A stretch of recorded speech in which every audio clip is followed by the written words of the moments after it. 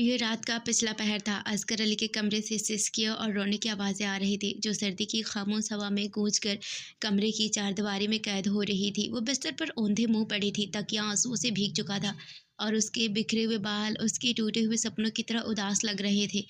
एक हफ्ता पहले तक वो उन खुशनसीब लड़कियों में शामिल थी जिन्हें अपनी पसंद की सगाई का हक मिलता है।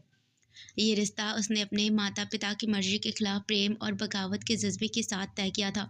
उसने बड़े अरमानों से हर रस्म, हर ड्रेस की तैयारियाँ खुद की थी, क्योंकि 1 हफ़्ते बाद उसकी शादी थी। वो दिन जो उसकी ज़िंदगी का सबसे बड़ा सपना था, मगर तकदीर ने ठीक समय पर एक ऐसा खौफनाक मोड़ लिया कि उसका अस्तित्व बिखर कर रह गया। शादी से ठीक 7 दिन पहले उसके मंगेतर ने बेरहमी से फ़ोन पर एक छोटी-सी बात कही, मेरी माँ हमारे रिश्ते पर राज़ी नहीं है और मैं अपनी माँ की इच्छा के खिलाफ अपनी नई ज़िंदगी की शुरुआत कैसे कर सकता हूँ? वो मेरे लिए किसी और लड़की को पसंद कर चुकी है। हम अब विवाह नहीं कर सकते, मुझे माफ़ कर दो। और फिर फ़ोन बंद हो गया। उस वक़्त से निसी के कमरे में जैसे प्रलय आ गई थी, लेकिन बाहर की दुनिया में इससे भी बड़ी मुसीबत उसकी माँ पर टूटी थी। सीमा बेगम, निसी की माँ, कमरे के दरवाज़े पर खड़ी बेबसी से अपनी बेटी को देख रही थी। उनकी आँखों से आँसुओं की झड़ी लगी हुई थी। सीना दुःख और शर्मिंदगी से फटा जा रहा था। वो सोचने लगी, हाय मेरी बच्ची, अब कौन करेगा इससे शादी? वो अपने दिल के मरीज़ पति के सामने रो भी नहीं सकती थी। सिर्फ़ अपने दुपट्टे के कोने को दाँतों से दबाकर रोना ही उनका भाग्य था। पूरे ख़ानदान में खबर जंगल की आग की तरह फैला चुकी थी। सबसे बुरी बात ये थी कि उसके मंगेतर ने जिस लड़की से शादी का फैसला किया था, वो उन्हीं के खानदान की एक दूर के रिश्तेदार थे, जिसने निसी की बदनामी को और गहरा कर दिया था। पिता चौधरी असगर अली पहले से ही दिल के मरीज थे। इस सदमे को सहना उनके लिए मुमकिन न था। इसीलिए सीमा बेगम ने अपनी तमाम हिम्मत जुटाई और अपनी बेटी की लाज रखने की खातिर एक आखिरी दरवाज़ा खटखटाया, यानी निसी के मामा और मामी का दरवाज़ा। मामा का बेटा अजमर खानज़ादा काफ़ी समय विदेश रह कर आया था। उसके आज़ाद ख़यालें, बिगड़ेपन और खुलेआम नशे के इस्तेमाल की वजह से ख़ानदान में कोई भी सम्मानित व्यक्ति उसे रिश्ता देने को तैयार न था। ये बात सीमा बेगम को मालूम थी, मगर उन्हें अपनी बेटी की डूबती कश्ती को बचाने के लिए आखिरी तिनका चाहिए था। सीमा बेगम मामी के कदमों में गिरकर हाथ जोड़ दिए। उनका सारा मान सम्मान उनकी आंखों के आंसुओं में बह रहा था। भाभी, बस मेरी लाज रख लो। तुम्हें बताओ, मैं इस बदनामी का बोझ कैसे उठाऊं? असगर तो ये सदमा झेल नहीं पाएंगे। सिर्फ इज़मर ही मेरी निसी को सहारा दे सकता है। मामी ने अपना मुंह फेर लिया था, लेकिन उनके दिल में घमंड का एक तूफान था कि आखिरकार एक प्रतिष्ठित घराने की बेटी उनके बिगड़े हुए बेटे के लिए भीख मांग रही है। मामा सीमा बेगम के भाई हमजा अली खान अपनी बहन की बेबसी देखकर पिघल गए। एक बहन की लाज रखना और उसके पिता की जान बचाना, ये भाई का फर्ज था। वो अपनी पत्नी को लेकर कमरे में गए और कठोर आवाज़ में उन्हें समझाया, इज़मर आज़ाद ख्याल है, उस पर कोई रोक नहीं लगा सकता, लेकिन इस मौके का फ़ायदा उठाओ। वैसे भी ख़ानदान में कोई भी उसे रिश्ता नहीं देगा जितनी लड़कियों की ज़िंदगी तुम्हारा बेटा बर्बाद कर चुका है। हमें बाहर बहुत बदनामी झेलनी पड़ेगी और ना जाने किन लोगों से वास्ता पड़े। इसीलिए मामा ने मामी को समझाते हुए कहा, निसी का हाथ थाम कर तुम अपनी इज्जत बढ़ाओगी, तुम्हारी बेटी की शादी हो जाएगी और मेरी बहन की इज्जत भी बच जाएगी। मामी ने अपने पति के सख्त लहजे और तर्क के सामने हार मान ली। आखिरकार अजमर के माता पिता इस शादी पर राज़ी हो गए, क्योंकि वो जानते थे कि अब उनके बिगड़े हुए बेटे को रिश्ता देने वाला कोई नहीं बचेगा। निसी की बदनामी ने अज़मर की बुराइयों को छिपाने का एक अच्छा मौका दे दिया था।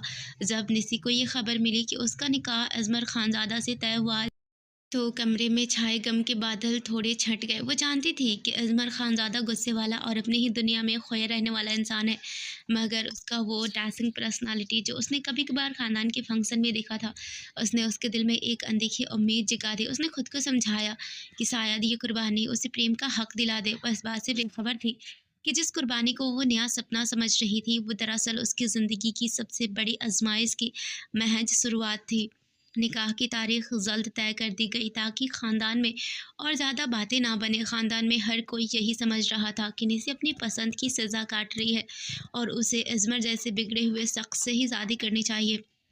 तमाम बदनामी और तकलीफ़ के बावजूद निसी को एक बात का पक्का यकीन था कि वो अज़मर के साथ अपने रिश्ते को अपने सब्र और प्रेम से कामयाब बनाकर दिखाएगी। लेकिन वो इस हकीकत से भी वाकिफ़ थी कि ये शादी एक समझौते से कम न थी, जिसे वो खामोशी से कबूल कर चुकी थी। शाम ढल चुकी थी और हवेली में निकाह का सादा मगर बहुत उम्दा सजावट की गई थी। अजमर खानज़ादा के व्यक्तित्व में एक सर्द लापरवाही थी जो हॉल की शानदार झूमरों की रोशनी को भी फीका कर रही थी। उसके लिबास में गैर मामूली शान थी, मगर चेहरे पर गहरी उकताहट और नाराज़गी का भाव था। वो किसी रोबोट की तरह अपने पिता के सख्त हुक्म पर निकाह की कुर्सी पर बैठा था, हर रस्म को महज एक कर्तव्य के तौर पर पूरा कर रहा था, जिसे वो जल्द से जल्द ख़त्म करना चाहता था। निकाहनामे पर दस्तखत करते हुए उसकी आंखों में एक तिरस्कार भरी चमक आई और उसने निसी की तरफ देखा भी नहीं। निसी लाल जोड़े और हल्के घूंघट में इस पल में भी एक अनदेखी उम्मीद की डोर थामे हुए थी। उसका दिल सीने में जोर जोर से धड़क रहा था, मगर ये धड़कन डर की नहीं बल्कि खामोश विद्रोह की थी। जब निसी ने कमरे में कदम रखा तो वो कमरा खुशबू और गुलाब की पत्तियों से सजा हुआ था, मगर उसके लिए ये सब महज सुहागरात का कमरा नहीं बल्कि एक जंग का मैदान था। उसने अपने दिल में ठान रखा था कि वो अपने एक्स मंगेतर को ये साबित करके रहेगी कि वो उसकी मोहब्बत की मोहताज नहीं थी। उसे उससे अच्छा और अमीर जीवन साथी मिल चुका है। ये दौलत, ये शान शौकत इस बात का सबूत थी कि उसकी किस्मत उसके धोखेबाज मंगेतर के फैसले की गुलाम नहीं। वो बड़े गर्व के साथ सजे हुए बिस्तर पर बैठ गई। घूंघट थोड़ा सा झुका हुआ था और दिल ही दिल में खुद को ये यकीन दिला रही थी कि प्रेमी सब कुछ नहीं होता, कभी कभी बड़ों के फैसले भी सही साबित होते हैं। मन का सुकून ही सब कुछ होती है, और वो ये सुकून अजमर के साथ में तलाशे की। अचानक दरवाज़ा खुलने की आवाज़ आई और अजमर खानज़ादा अंदर दाखिल हुआ। कमरे के शांत माहौल में उसका आना किसी तूफान जैसा था। उसने आते ही आसपास के तमाम माहौल को नज़रअंदाज किया। उसकी नज़र बिस्तर पर बैठी निस्सी पर पड़ी, लेकिन उसने कोई भाव नहीं दिया और फ़ौरन कमरे के दूसरे कोने में रखे सोफे पर धड़ाम से बैठ गया। उसने अपनी जेब से सिगरेट का एक डब्बा निकाला और बिना किसी बात या माहौल की परवाह किए सिगरेट सुलगा ली। निस्सी जो अपने दिल में हज़ारों सपने लिए बैठी थी, अजमर की इस हरकत पर सहम गई। सिगरेट के धुएं का एक घना बादल कमरे में फैल गया और इज़मर की आंखें तिरस्कार के साथ निसी को घूर रही थी। इज़मर ने गहरे का कस लगाते हुए धुएं को छत की तरफ उड़ाया और फिर वे शब्द कहे जिन्होंने निसी के कानों में पिघला हुआ शीशा डाल दिया। उसकी आवाज़ ठंडी, नीच और ज़हर में भुजी हुई थी। ये पवित्र बनने का नाटक जाकर कहीं और करो। मैं तुम जैसी लड़कियों को अच्छी तरह जानता हूँ। अज़मर सोफ़े से उठा और एकदम बिस्तर की तरफ बढ़ाया। उसका लहज़ा और भी कठोर हो गया। उसने अपने सख्त हाथ से निसी के जबड़े को ज़ोर से दबोच लिया। ये घूंघट लगाना महज़ एक दिखावा है। तुम्हें तो यहाँ मेरे बिस्तर पर नाइटी पहनकर बैठना चाहिए था। ये कहते हुए उसने उसके चेहरे को एक ज़ोरदार झटके से झटक दिया। इस वाक़ये ने निसी की आँखों से उम्मीद का आखिरी पर्दा भी हटा दिया। वो पलटा और पीठ दिखाकर सिगरेट की कस लगाने लगा। उसने तंज भरे लहजे में पूछा, क्या तुम्हारे एक्स मंगेतर ने तुम्हें कंवारी छोड़ा भी होगा? तुमने उसे अपनी पसंद से चुना था ना? उसने तुम्हें इस्तेमाल किया और छोड़ दिया, और अब खानदान की इज्जत बचाने की आड़ में मेरे माता पिता ने ज़बरदस्ती तुम्हें मुझ पर थोप दिया है। अजमर की इन कड़वी बातों से निसी का दिल यूं टूटा जैसे कांच का कोई बर्तन फर्श पर गिरकर हजारों टुकड़ों में बिखर जाता है। उसके सुहाग रात के सारे सपने, प्रेम की चाहत और मानसिक सुकून की ख्वाहिश अजमर की बेरहमी तले दब कर रह गई। वो अपने आंसू रोकने की नाकाम कोशिश कर रही थी और उसका पूरा शरीर काँप रहा था। उसने एक बार इज़मर की तरफ देखा, लेकिन वहाँ सिर्फ नफ़रत और संवेदनहीनता थी। इज़मर ने बड़ी बेपरवाही से अपना फ़ोन निकाला, जैसे कमरे में निसी का कोई अस्तित्व ही ना हो। उसने तुरंत किसी लड़की को फ़ोन लगाया और बड़े ही रुमानी अंदाज में बात करने लगा। हेलो डार्लिंग, मुझे माफ़ कर दो, मैं इस ख़ानदानी ड्रामे में फंसा हुआ था। मुझे मालूम है ये बस एक रस्मी बेफिजूल काम है। तुम जानती हो कि मेरा दिल सिर्फ तुम्हारा है। अजमर की वो प्रेम भरी आवाज़ कमरे में गूंज रही थी, जिसका हर शब्द निसी की कलेजे पर कोड़े की तरह लग रहा था। निसी अब खुद को और अधिक नहीं संभाल सकी। उसकी आंखों से आंसुओं की झड़ी लग गई और उसका घूंघट उन आंसुओं को सोखने लगा। उसे एहसास हुआ कि उसने अपने एक्स मंगेतर से तो छुटकारा पा लिया, मगर एक नए और ज़्यादा तकलीफदेह अजाब को अपने ऊपर लाद लिया है। वो अब खानदान की इज्जत के लिए महज एक ढाल बन चुकी थी, एक बेजान वस्तु जिसे अजमर खानज़ादा ने अपनी मर्जी के खिलाफ स्वीकार किया था। अजमर सोफे पर बैठा मुस्कुरा रहा था और बेफिक्री से अपनी प्रेमिका से बातें कर रहा था। उसकी हर मुस्कुराहट निसी के लिए एक गहरा और जानलेवा जख्मी था। रात के उस अंधेरे वक्त में जब अजमर ने उसके अस्तित्व और उसके चरित्र को अपने शब्दों से रौंद डाला था, निसी की आंखों में गहरा दुख बस चुका था। उसकी बेरहमी और बेइज्जती भरा व्यवहार पर निसी का दिल डूब गया था, मगर मायूसी के इस गहरे समंदर में भी उसकी भीतर की वादी की मसाल अभी भी बुझी नहीं थी। उसे याद आया कि उसकी माँ ने विदाई के वक्त क्या समझाया था कि एक औरत की सबसे बड़ी ताकत उसका सब्र और उसका व्यवहार होता है। बिस्तर पर बिखरे हुए गुलाबों और चादरों के सिलवटों को देखकर उसने खुद को समेटना शुरू किया। निसी ने एक लंबी सांस ली और अपने आप से वादा किया कि वो हार नहीं मानेगी। अब वो एक नई जंग लड़ने जा रही थी, प्रेम और धैर्य की जंग, जिसमें उसे अज़मर के पत्थर दिल को पिघलाना था। सुबह अभी आसमान पर रोशनी पूरी तरह फैली भी नहीं थी। निस्सी उठ खड़ी हुई। उसने अपने शरीर और रूह पर लगे जख्मों को पीछे छोड़ते हुए तुरंत सावर लिया। सुर्ख जोड़े के बदले उसने हल्के रंग का सादा लिबास पहना, अपने बाल संवारे और कमरे की सफाई शुरू की। फिर वो अज़मर की अलमारी के सामने खड़ी हुई और बड़े सलीके से उसके अगले दिन पहनने वाले कपड़े निकाल कर हैंगर पर लटका दिए। ये एक नई दुल्हन के रूप में उसका पहला कर्तव्य था। इस पूरे काम में उसके दिमाग में सिर्फ एक ही विचार था, बेरुखी का जवाब सम्मान से और नफरत का जवाब सेवा से देना है। नाश्ते का वक्त हुआ तो निसी कमरे से निकलकर नीचे आई। हवेली का माहौल किसी नई दुल्हन के स्वागत जैसा बिल्कुल नहीं था। उसकी मामी मुसर्रत बेगम जुमर की माँ इस बात से पूरी तरह अनजान बन रही थी कि उनकी बेटी की पत्नी घर में मौजूद है। मामी ने एक ठंडी नज़र डाली और बिना कुछ कहे नाश्ते की मेज़ की तरफ बढ़ गई। निसी ने अपनी सास की इस बेरुखी को दिल पर नहीं लिया। वो जानती थी कि मामी पहले भी इस रिश्ते के लिए तैयार नहीं थी और किस तरह उसकी माँ ने विनती करके अपने भाई के सामने हाथ जोड़कर ये रिश्ता तय करवाया था। अब इस रिश्ते को बचाने के लिए उसे फूक फूक कर कदम रखना था। वो सीधी रसोई में गई, जहाँ काम वाली बुआ ने नाश्ता तैयार कर रखा था। निसी ने सलीके से पराठे, अंडे और चाय की ट्रॉली तैयार की और खुद सबको परोसा। उसने खासकर अजमर खानजादा के सामने बड़ी सावधानी से उसकी पसंद की जगह पर नाश्ता रखा। अजमर ने सिर उठाए बिना एक सरसरी नज़र डाली और मुंह बनाकर वापस अपने फ़ोन में व्यस्त हो गया। मुसर्रत बेगम ने भी निसी की इस सेवा पर कोई प्रतिक्रिया नहीं दी, बल्कि मन ही मन नाराज़गी जाहिर की। लेकिन वहाँ एक शख्स ऐसा था जिसके दिल पर इस बात का असर हुआ। वे थे निसी के मामा हमजा अली। उन्होंने अपनी बहन की बेटी को यूं खामोशी से बिना किसी शिकायत के घर की जिम्मेदारियां संभालते देखा तो उनका दिल भर आया। उन्होंने निसी को अपने पास बुलाया, प्यार से उसके सिर पर हाथ रखा और भर्राए हुए गले से कहा, जीती रहो मेरी बच्ची, तुमने अपनी माँ के संस्कारों का हक अदा कर दिया। उनकी ये छोटी सी तारीफ निसी के लिए किसी बड़े इनाम से कम नहीं थी।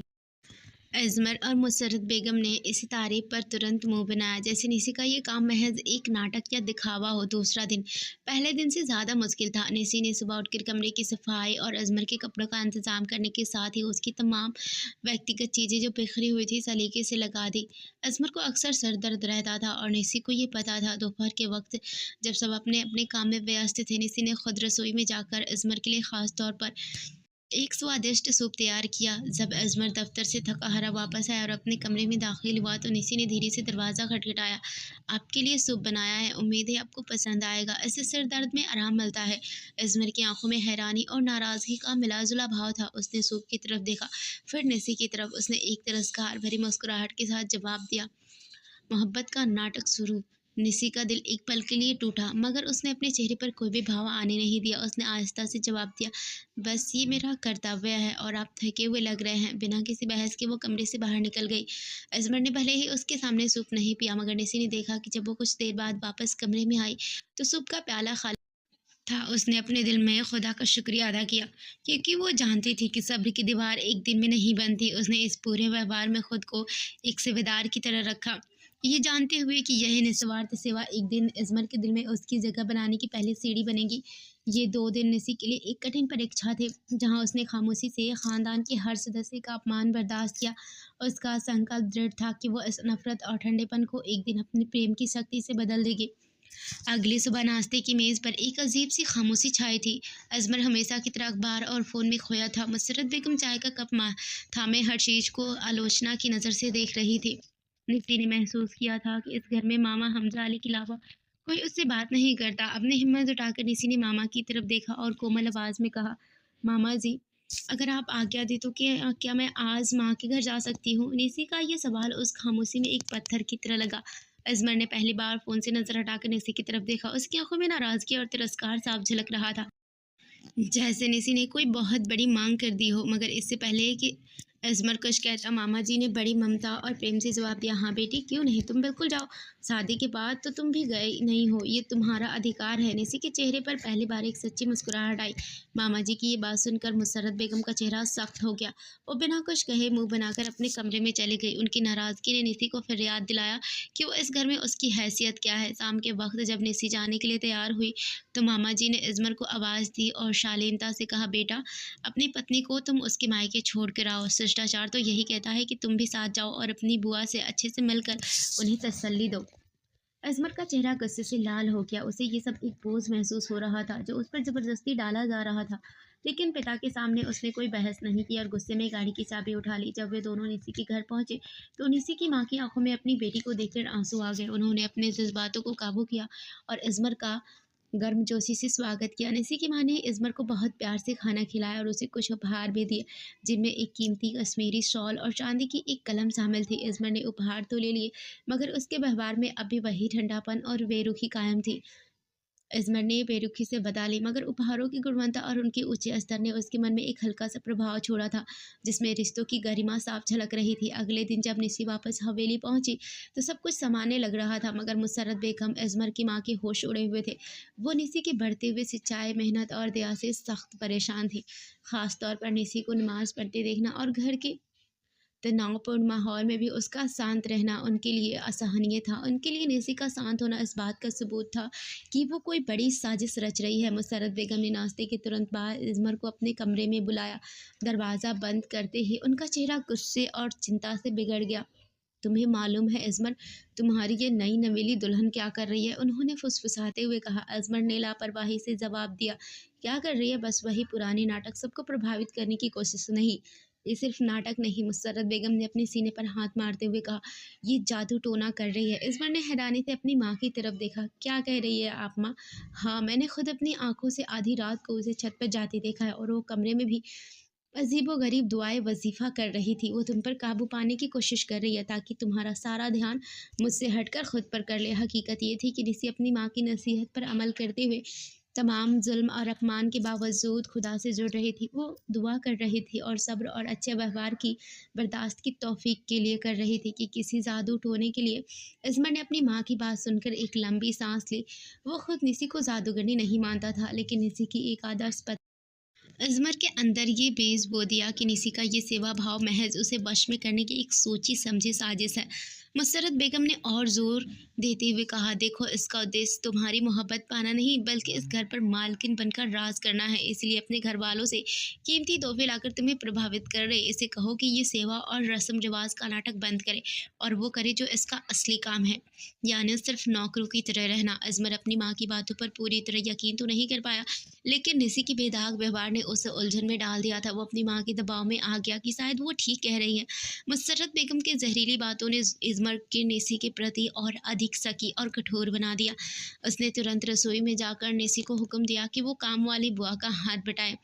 उसने कड़वाहट से कहा कि वह इस घर की मालकिन नहीं है, बल्कि एक नौकरानी की तरह रहे। निसी ये अपमान और हुक्म भी खामोशी से सुन ले। उसके चेहरे पर कोई शिकायत नहीं आई।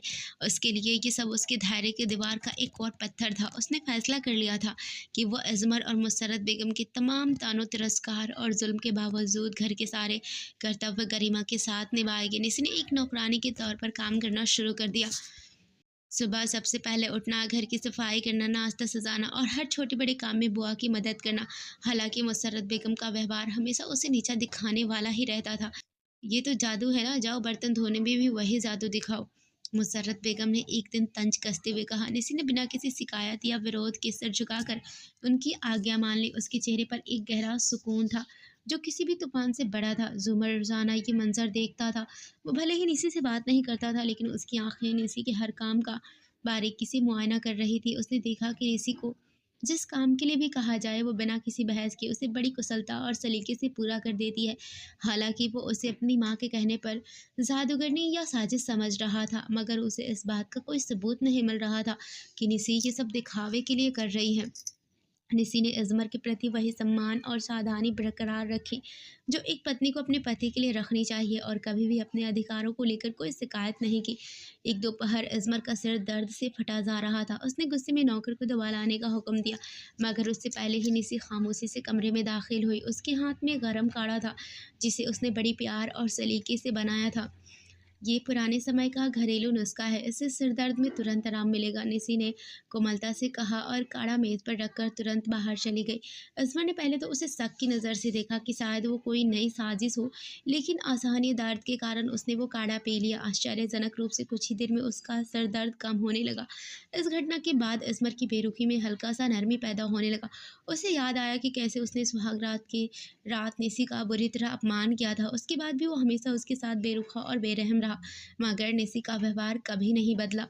वो हमेशा मर्यादित, शांत और स्वभावी रही। वो एक पल के लिए भी अपनी गरिमा से नीचे नहीं गिरी। अज़मर ने ये भी गौर किया कि निसी ने कभी कुछ नहीं माँगा, बल्कि वो अपने मायके से लाए हुए सादे कपड़ों में ही खुश रहती थी। एक शाम अज़मर ने गुस्से में अपना फ़ोन फर्श पर पटक दिया, जिससे उसकी स्क्रीन टूट गई।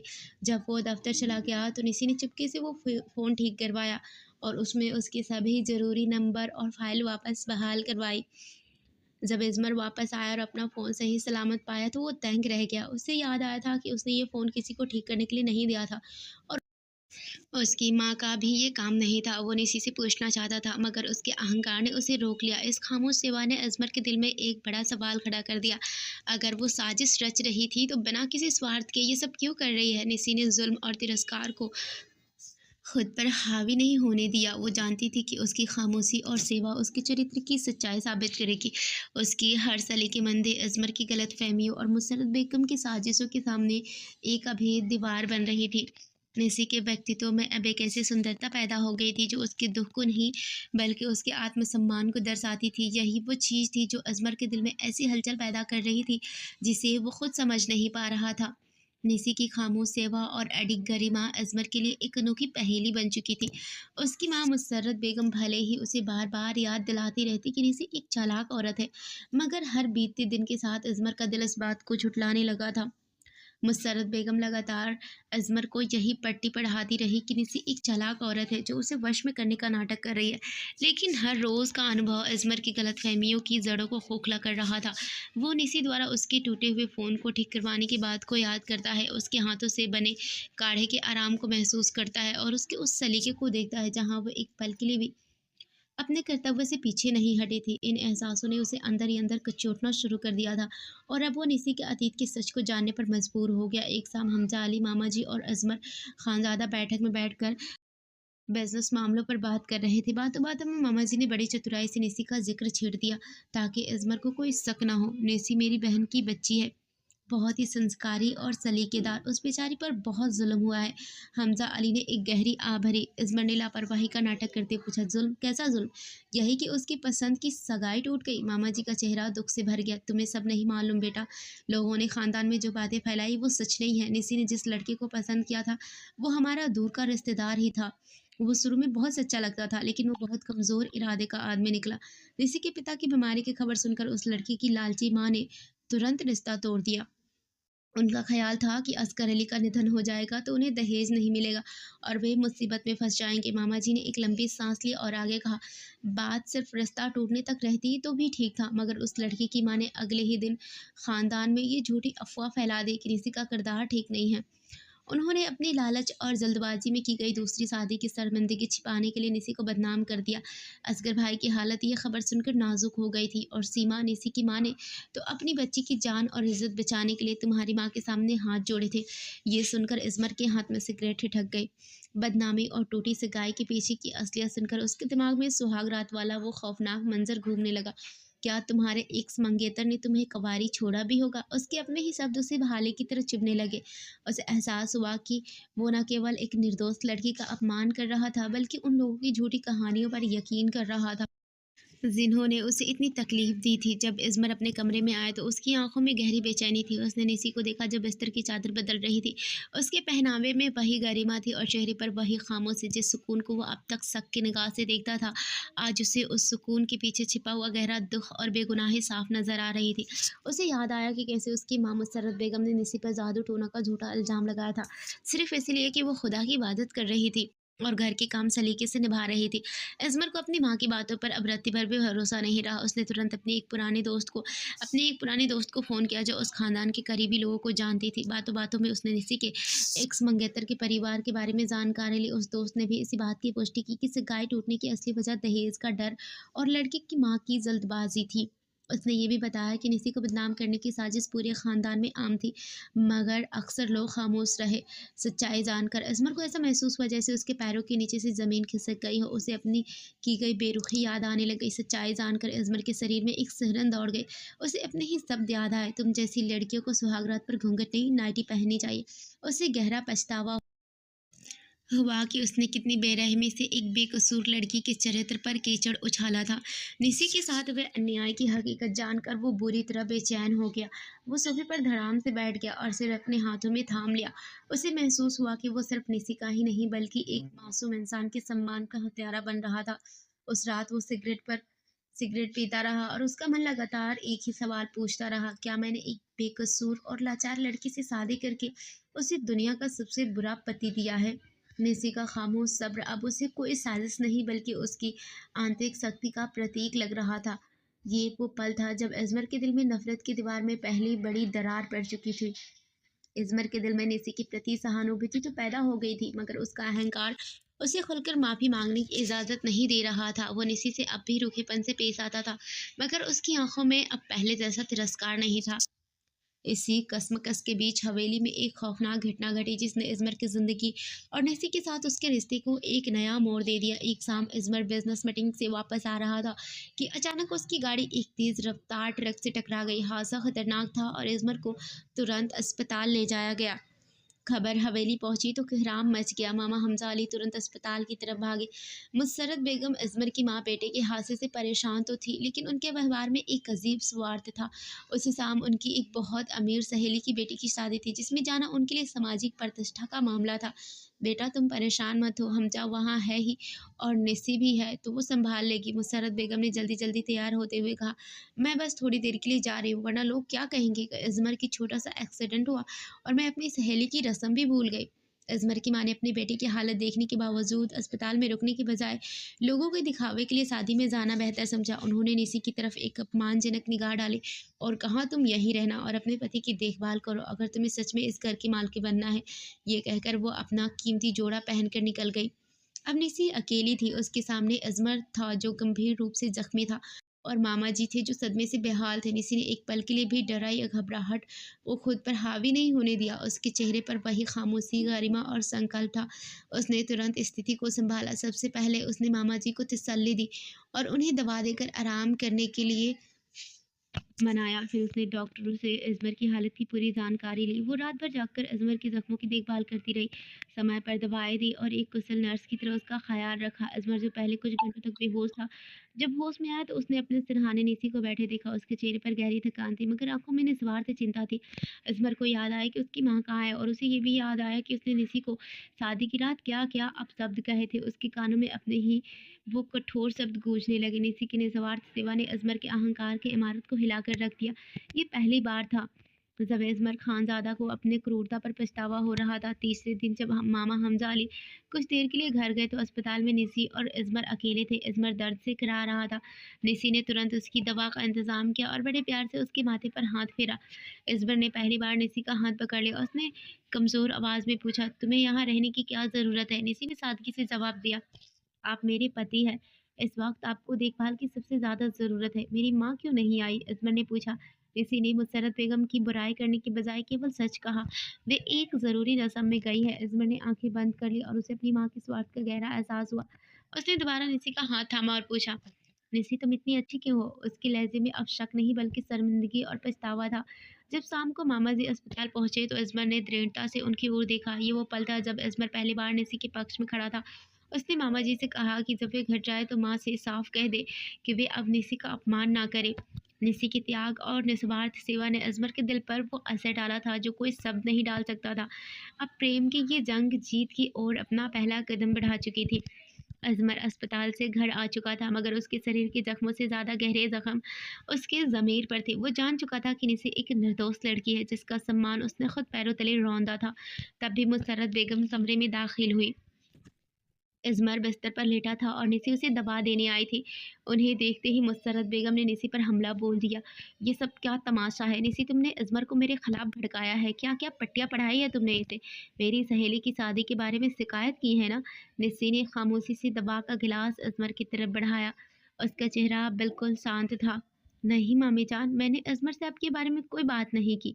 झूठ, झूठ बोल रही हो, मुसर्रत बेगम ने गुस्से में चिल्लाते हुए कहा। तुम्हारा ये सारा नाटक अब खुल रहा है। तुमने इसे जादू टोने से वश में किया है। मेरा बेटा कभी अपनी माँ के खिलाफ एक शब्द नहीं बोलता था। तुमने उसे उकसाया है। वैसे भी तुम जैसी बदनाम लड़कियों को ऐसे ही चालें चलनी पड़ती हैं। ताकि एक अमीर घराने में जगह बना सको। तुम इस घर की नौकरानी से ज़्यादा कुछ नहीं हो। मुसर्रत बेगम ने निसी को धक्का देकर कमरे से बाहर निकालने के लिए हाथ बढ़ाया। निसी का शरीर एक पल के लिए काँप गया, लेकिन उसी पल बिस्तर पर लेटे इस्मर ने वो किया जिसकी उम्मीद हवेली में किसी को नहीं थी। उसने एक गरजती हुई आवाज़ में अपनी माँ को टोका। उसकी आवाज़ में ऐसी सख्ती थी जो उन्होंने पहले कभी नहीं सुनी थी। "बस करे माँ," इस्मर ने कराहते हुए मगर ठोस लहज़े में कहा। "अब बहुत हो गया।" मुसर्रत बेगम की आँखें हैरानी से फटी की फटी रह गई। इज़मर, तुम ये क्या कह रहे हो? मैंने कहा बस करे माँ। इज़मर ने अपना चेहरा माँ की तरफ किया। उसकी आंखों में गहरी शर्मिंदगी और गुस्से की लहर थी। मैंने आपसे बेहतर देखभाल करने वाला आज तक कोई नहीं देखा। जब मैं मौत के मुहाने पर था, तब आप शादी की रस्मों में व्यस्त थी और निस्सी ने दिन रात जागकर मेरी जान बचाई। क्या यही उसका इनाम है कि आप उसे नौकरानी और जादूगरनी कहकर पुकारे? इज़मर ने पहले निस्सी की तरफ देखा और फिर अपनी माँ की ओर। किसी ने आपके बारे में मुझसे कोई शिकायत नहीं की है। मेरी बीमारी में उसे वो दुःख सहना पड़ा जो मेरी माँ होने के नाते आपको सहना चाहिए था। ये इज़्मर का अपनी माँ के सामने पहला विद्रोह था, जिनके सामने वो हमेशा आज्ञाकारी बनकर रहता था। मुसर्रत बेगम के पैरों तले से ज़मीन खिसक गई। उनका अपना बेटा, उनका गुरूर उनकी आँखों के सामने एक ऐसी लड़की के लिए खड़ा था जिसे वो सिर्फ़ एक अनचाहा बोझ समझती थी। इज़्मर, तुम्हें पता है तुम किससे बात कर रहे हो? उन्होंने काँपती आवाज़ में पूछा। मैं अपनी पत्नी के लिए बात कर रहा हूँ माँ, और मैं ये भी जानता हूँ कि निसी पर जो इल्ज़ाम लगाए हैं वो सब झूठे हैं। मुझे ये भी पता चल गया है कि उसकी सगाई वास्तव में क्यों टूटी थी। इज़्मर का ये वाक़या मुसर्रत बेगम के लिए आखिरी झटका था। निसी ये सब सुनकर दंग रह गई। उसकी आंखों में आंसू थे, मगर ये दुख के नहीं बल्कि एक ऐसी जीत के थे जो उसने अपने सब्र से हासिल की थी। हवेली के नौकर चाकर भी दरवाजे के बाहर खड़े ये सब सुनकर हक्के बक्के रह गए। जो इज़्मर हमेशा अहंकारी और लापरवाह रहता था, आज पहली बार एक जिम्मेदार पति बनकर खड़ा था। मुसर्रत बेगम वहाँ एक पल भी नहीं ठहर सकी। वे अपमान और गुस्से से कांपते हुए बिना कोई जवाब दिए कमरे से बाहर निकल गई। उनका दबदबा एक झटके में टूट गया। अजबर ने धीरे से अपना हाथ बढ़ाया और निसी का हाथ थाम लिया। निसी ने झुककर उसका माथा चूमा। उसकी आंखों में चमक थी। इजमर ने पहली बार सुकून की सांस ली। उसने न केवल निसी का सम्मान बहाल किया था, बल्कि पूरे खानदान को ये संदेश दिया था कि अब निसी इस घर की नौकरानी नहीं, बल्कि उससे इज्जत और गरिमा है। हालाँकि माँ के सामने निसी का बचाव करने के बाद अज़मर के दिल में पछतावे का बोझ और बढ़ गया। उसे पहली बार शिद्दत से एहसास हुआ कि उसने एक बेकसूर औरत के साथ कितनी बेरुखी बरती है। सुहाग रात के वे कड़वे शब्द, उसके पहनावे पर किया गया व्यंग, अपनी प्रेमिका से उसके सामने बात करना और लगातार तिरस्कार, ये सब अब अज़मर को तन्हाई में सोने नहीं देते थे। वो रातों को करवटें बदलता रहता। जब निसी उसके जख्मों को मरहम पट्टी के लिए कमरे में आती, तो अजमर की आंखें शर्मिंदगी से झुक जाती, लेकिन उसके अहंकार की दीवार अभी पूरी तरह गिरी नहीं थी। इज़मर एक ऐसे माहौल में पला बड़ा था जहाँ पुरुष की गलती स्वीकार करना उसकी कमज़ोरी समझा जाता था। वो निसी के सामने अपनी गलती नहीं मान पा रहा था। माफ़ी मांगना उसे अपनी पूरी शख्सियत निसी के कदमों में डालने जैसा लग रहा था। उसका अहंकार उसे रोक रहा था कि वो उस औरत से माफ़ी कैसे मांगे जिसका मजाक उसने दिन रात उड़ाया था। नतीजा ये हुआ कि इज़मर ने निसी से दूर रहने की कोशिश शुरू कर दी। वो हर शाम बहुत देर से घर आता, अक्सर रात के 10 या 11 बजे, जब निस्सी और बाकी घरवाले सो चुके होते। वो दफ्तर से ज़्यादा काम करने का बहाना बनाता ताकि उसे निस्सी की उन आंखों का सामना ना करना पड़े जिनमें उसके लिए सिर्फ त्याग और करुणा थे। इज़मर ने दफ्तर में ज़्यादा काम करना और देर से घर आना शुरू कर दिया था ताकि उसे निसी की उन शांत और प्यार भरी आंखों का सामना ना करना पड़े जिनमें ना जाने कितने सवाल छिपे थे। उसे डर था कि अगर वो निसी के सामने बैठा तो कहीं उसका अहंकार टूट ना जाए और उसकी जुबान से माफ़ी के शब्द ना निकल पड़े। लेकिन ये दूरी इज़मर को कोई सुकून नहीं दे रही थी। ऑफिस में काम करते हुए भी उसका मन निसी के इर्द गिर्द ही घूमता रहता। उसे याद आता कि निसी कितनी मेहनत से उसके कमरे का ख्याल रखती। जब वो देर रात घर लौटता तो हमेशा देखता कि उसके बिस्तर के पास पानी और दर्द की दवा तैयार रखी होती थी।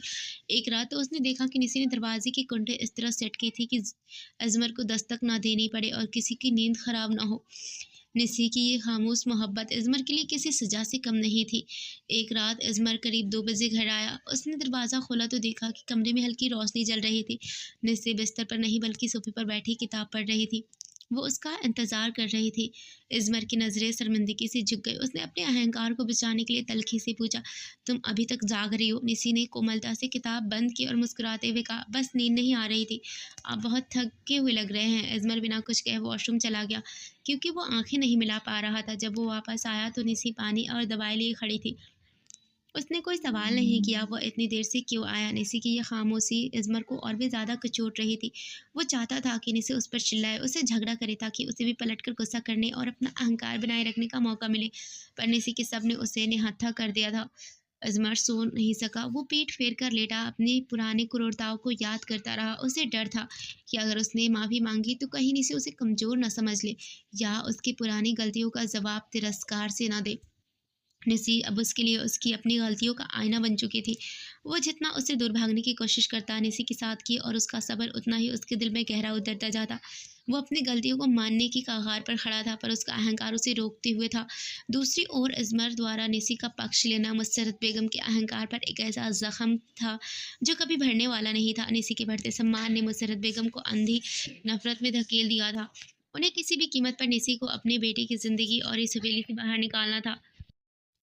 उन्होंने खामोशी से एक आखिरी और खतरनाक साजिश तैयार की जो निस्सी के चरित्र और सम्मान को हमेशा के लिए तबाह कर सकती थी। एक दिन नाश्ते की मेज़ पर उन्होंने अपने पति हमजा अली को रिक्वेस्ट किया, मेरे भाई के दोनों बच्चे कनाडा से वापस आए हैं, मैं उन्हें कुछ दिनों के लिए यहाँ बुलाना चाहती हूँ। मुसर्रत बेगम ने अपनी भतीजी नाजिस को बुलाने का मन बना लिया था, जिसका ज़िक्र वो अक्सर इज़मर के सामने किया करती थी। उन्हें लगा कि शायद नाजिस के आने से वो इज़मर और निस्सी के बीच की इस बढ़ती नज़दीकी को हमेशा के लिए ख़त्म कर सकेंगी। मामा हमज़ा अली ने मुसर्रत बेगम को अपने भाई के बच्चे को बुलाने की इजाज़त दे दी। मुसर्रत बेगम ने अपनी भतीजी नाजिस को, जो पहले से ही इज़मर पर हक़ समझती थी, अपनी साजिश में शामिल कर लिया। अगले दिन उन्होंने अपने भतीजे सालार को भी बुलाया। सालार एक बदतमीज़ और लालची आदमी था, जो चंद पैसों के लिए किसी भी हद तक गिर सकता था। दोपहर के वक़्त जब अज़मर ऑफ़िस जाने की तैयारी में था और मामा जी आराम कर रहे थे, मुसर्रत बेगम ने रसोई में काम कर रही निसी को आवाज़ दी। निसी, ज़रा देखो तो सलार को बहुत तेज़ चाय की तलब हो रही है, तुम खुद जाकर उसके लिए चाय बना दो। काम वाली बुआ को नहीं पता कि कड़क चाय कैसे बनती है। निसी ने बिना किसी सवाल के चाय बनाई और ड्राइंग रूम में ले गई। जैसे ही वो चाय रखकर मुड़ने लगी, सालार ने घटिया मुस्कुराहट के साथ उसे रोका। अरे भाभी, रुको तो सही, ये चाय तो बहुत मीठी है। वैसे सुना है तुम बहुत खुश मिजाज हो, फिर हमसे इतनी दूरी क्यों? निसी तुरंत सावधान हो गई। उसने पलटकर सलार की आंखों में देखा और शांत स्वर में कहा, भाई साहब, आपकी चाय तेज करने की बात हुई थी, मीठा चेक करने की नहीं। और मेरा व्यवहार केवल मेरे कर्तव्यों तक सीमित है। सालार ने जानबूझकर निसी की तरफ हाथ बढ़ाया, जिसे निसी ने कुशलता से पीछे हटकर नाकाम कर दिया। ठीक इसी पल मुसर्रत बेगम दरवाज़ा खोलकर अंदर दाखिल हुई, जैसे वो इसी मौके का इंतजार में थी। सालार, ये तुम क्या कर रहे हो? उन्होंने जोर से चीख कर कहा। उनकी आवाज़ में दुख से ज़्यादा जीत का उत्साह था। और निसी, तुम ये अकेले में सालार के साथ क्या कर रही हो? मैं सिर्फ चाय देने आई थी मामी जान। निसी ने दृढ़ता से जवाब दिया, झूठ, मैंने तुम्हें सालार पर डोरी डालते देखा है। मुझे पहले से ही पता था कि तुम्हारा किरदार कैसा है। मसर्रत बेगम ने हंगामा खड़ा कर दिया ताकि घर के अन्य लोग भी जमा हो जाए। निसी समझ गई कि एक गहरी और खतरनाक साजिश है। शाम को जब अजमर घर आया तो नाजिस ने अपना खेल शुरू कर दिया। उसने अजमर को अकेले में बुलाया और झूठे आंसू बहाने लगी। अजमर, मुझे डर लग रहा है। वो निसी, वो सबके सामने आपकी बुराई कर रही थी और आज तो उसने सलार के साथ अकेले में ऐसी हरकत की कि सबको यकीन हो गया कि वो एक बदचलन लड़की है। वो यहाँ सिर्फ दौलत के लिए आई है और सबको अपने वश में करना चाहती है। नाजिस की बातों ने अजमर के दिमाग में फिर से उलझन पैदा कर दी। वो एक तरफ निसी की बेगुनाही देख चुका था, मगर अपनी माँ और अब नाजिस की गवाही ने उसे फिर से पुराने शक की कगार पर खड़ा कर दिया। उसे समझ नहीं आ रहा था कि वो निसी के सब्र पर यकीन करे या अपने अपनों की बातों पर। निसी के धैर्य और चरित्र का ये सबसे बड़ा इम्तिहान था। क्या अजमर एक बार फिर उन झूठी कहानियों का शिकार बनेगा या इस बार वो अपनी पत्नी के वकार के लिए खड़ा होगा? नाजिस के झूठे आंसू और मुसर्रत बेगम की जहरीली बातें अजमर के यकीन को डगमगा रही थी। निसी का सम्मान एक बार फिर खतरे में था। अजमर का चेहरा गुस्से और वहापोह से बिगड़ गया। उसकी माँ की साजिश लगभग कामयाब हो चुकी थी। अजमर उस मोड़ पर खड़ा था जहां उसे या तो अपनी माँ के झूठ पर यकीन कर निसी को घर से निकाल देना था या अपने दिल की आवाज़ सुनकर उस सब्र के दीवार के हक में खड़ा होना था जिसे निसी ने खामोशी से तामीर किया था। हवेली का माहौल किसी धमाके से पहले की खामोशी जैसा था। शाम को हमजा अली और परिवार के अन्य सदस्यों को बैठक में बुलाया गया। मुसर्रत बेगम ने एक नाटक के दृश्य पैदा किया और निसी पर चरित्रहीनता के खुले इल्जाम लगाए। इस लड़की का चरित्र पहले से ही दागदार था। मसरत बेगम ने ऊंची आवाज़ में कहा, और अब ये मेरे भतीजे पर डोरी डाल रही है। नाजिस और मैंने खुद इसे अकेले में सालार के साथ देखा है। ये औरत इस घर के लायक नहीं है। इसे फ़ौरन निकाल देना चाहिए, वरना हमारे ख़ानदान की बची कुची इज्जत भी खाक में मिल जाएगी। पूरे खानदान की निगाहें निसी पर थी, जो दरवाजे के पास खामोशी से खड़ी थी, मगर उसके चेहरे पर अटूट धैर्य और संकल्प की चमक थी। वो जानती थी कि ये उसके ईमान की आखिरी परीक्षा है। इज़मर, जो अब तक खामोशी से सब सुन रहा था, अचानक अपनी माँ के सामने आकर खड़ा हुआ। उसके चेहरे पर दृढ़ संकल्प था और आज उसका अहंकार हमेशा के लिए टूटने वाला था। "बस कीजिए माँ।" इज़मर की आवाज़ बैठक की खामोशी में गूंजी। ये आवाज़ पहले से कई ज़्यादा सख्त और अस्पष्ट थी। मुसर्रत बेगम हैरत से चीख उठी, "इज़मर, तुम फिर इस जादूगरनी का साथ दे रहे हो? क्या तुमने नहीं सुना कि इसने क्या किया है?" "मैं सिर्फ सुन नहीं रहा माँ, मैं सच्चाई जान चुका हूँ," इज़मर ने निसी की ओर देखते हुए कहा। "और मैंने ये भी जान लिया है कि ये पूरी साजिश आपने और आपके साथियों ने मिलकर रची है।" मामा हमजा चौंक पड़े। अज़मर ने एक कदम आगे बढ़ाया और सीधा नाजिस की तरफ गया। "नाजिस," अज़मर ने कड़क आवाज़ में कहा, "मेरे पास तुम दोनों के बीच हुई बातचीत की रिकॉर्डिंग है, जिसमें तुम सालार को सिखा रही थी कि उसे अकेले में निसी से क्या कहना है।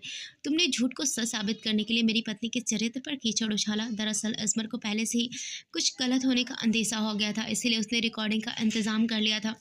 उसने अपने फ़ोन पर वो रिकॉर्डिंग चला दी थी, जिसमें नाजिस की आवाज़ साफ सुनाई दे रही थी कि वो सलार को उकसा रही है। कमरे में सन्नाटा छा गया था। मुसर्रत बेगम हक्की-बक्की रह गई। नाजिस ने भागने की कोशिश की, मगर मामा जी ने उसे रोक लिया। सलार डर के मारे पहले ही खिसक चुका था। साजिश का पर्दाफाश हो चुका था। अजमर का चेहरा गुस्से और पछतावे के एहसास से लाल था। वो अपनी माँ की आंखों में आंखें डालकर खड़ा था, वो जताने के लिए कि अब वो किसी भी झूठ को बर्दाश्त नहीं करेगा। अजमर निसी की तरफ मुड़ा। निसी की आंखों में अब कोई सवाल नहीं था, केवल एक गहरा सुकून और इत्मीनान था। अजमर ने पूरे परिवार के सामने बुलंद आवाज में कहा। उसकी आवाज़ में अब एक नया गौरव और जिम्मेदारी थी। "मैंने इसके साथ शादी की पहली रात जो बेइज्जती और बेरहमी की थी, आज मुझे उसकी गहरी शर्मिंदगी है। मैंने इसके सम्मान को ठेस पहुँचाई, इस पर झूठे इल्ज़ाम लगाए, लेकिन इसने उसका बदला नफ़रत से नहीं बल्कि निस्वार्थ प्रेम और सेवा से दिया।" अज़मर ने मामा हमज़ा अली की तरफ देखा और कहा, "बाबा जान, निसी बेगुनाह है। इसका चरित्र इतना पवित्र है कि हम सबको अपने व्यवहार पर शर्मिंदगी होना चाहिए।" फिर अज़मर ने एक ऐतिहासिक वाक़या कहा, जिसने मुसर्रत बेगम की रही-सही उम्मीदों को भी खाक में मिला दिया।